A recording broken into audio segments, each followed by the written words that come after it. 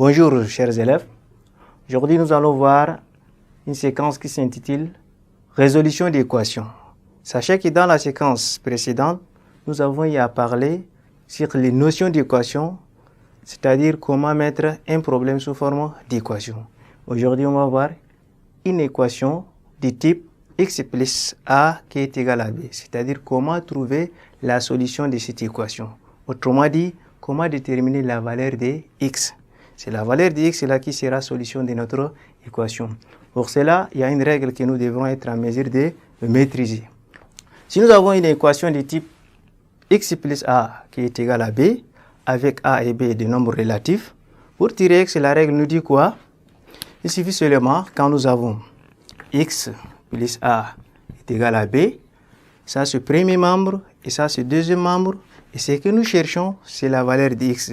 Donc on veut x simplement, donc il faut ajouter à chaque membre de l'équation l'opposé de a. Quand on ajoute l'opposé de a, on sait que l'addition des deux nombres opposés va donner 0, donc ça va nous libérer directement x et ça va donner la solution de l'équation. Ça c'est le premier membre, je dois ajouter l'opposé de a, et l'opposé de a c'est moins a. Donc on va avoir x plus a qui est l'élément qui est le premier membre, j'ajoute opposé de a, je peux dire moins a. L'égalité ne change pas si on additionne chaque membre d'une égalité par un même nombre non nul. Donc je peux dire quoi? Ça aussi, ça va nous donner b moins a. Bien que ces deux expressions ne sont pas les mêmes, mais elles vont avoir toujours les mêmes solutions. Bon. Plus a moins a, ça va nous donner x seulement. Et de l'autre côté, on va avoir b moins a. Et b moins a, c'est la solution même de notre équation et on nomme généralement S, et qui sera égal à b moins a. On va voir des exemples.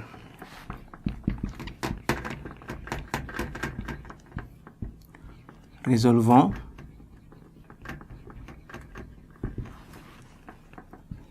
X plus 3 qui est égal à 5. Ça, c'est l'équation de type x plus a qui est égal à b.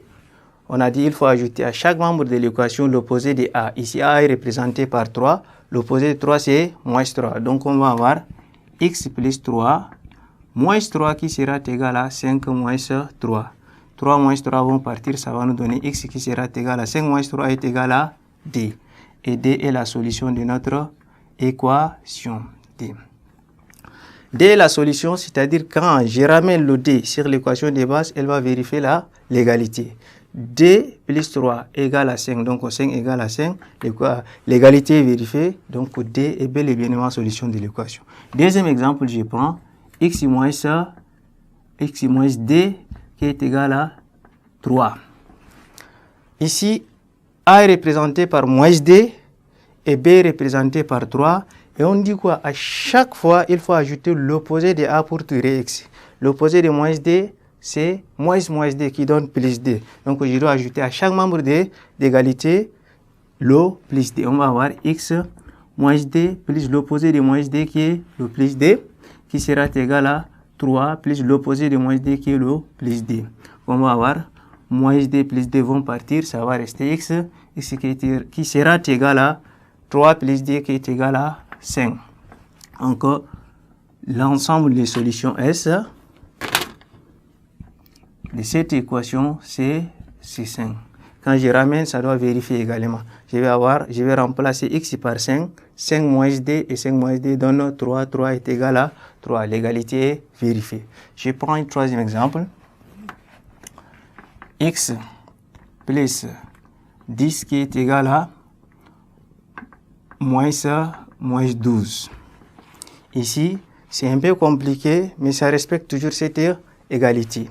Il y a x plus a qui est égal à b, x plus a est égal à b, a est représenté par 10 et b est représenté par moins 12. J'ajoute à chaque membre l'opposé de 10. Donc ça va nous donner x plus 10, moins 10 qui sera égal à moins 12, moins 10. Donc on va se retrouver avec x qui sera égal à moins 10, moins 12. En fait, moins 12, moins 10, ça donne moins 22. Il ne faut pas confondre moins 10, moins 12 avec moins 10 fois moins 12. Ici, ce n'est pas le produit. Ici, c'est ce qu'on appelle la somme algébrique. C'est la différence des deux nombres. Ça donne moins 22. Et c'est ça la solution de notre équation. Chers élèves, nous voilà arrivés au terme de cette séquence. Merci et à la séance prochaine.